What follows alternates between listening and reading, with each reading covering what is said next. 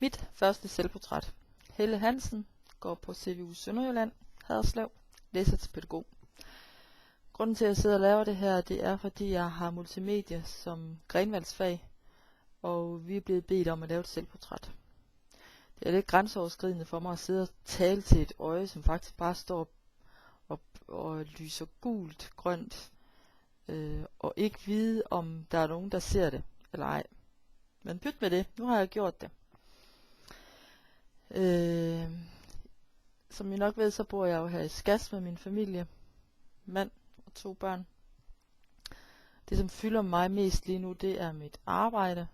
Jeg arbejder i en børnehave for 3-6-årige, og jeg har den lille gruppe, de nye børn i børnehaven, de 3-4-årige, nogle små pussenusser. Herhjemme, der går tiden jo med lektier, og jeg styrketræner 2 gange i ugen, og jeg løbetræner 3 gange i ugen.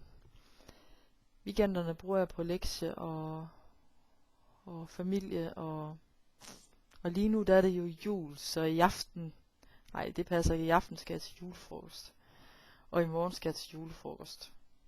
Så søndag, den 2. december, skal den store julekasse findes frem, og mistelten. Ja, og så starter en ny uge jo igen, og så er der teoriindkald i Haderslev, og det glæder jeg mig vildt til. Vi ses!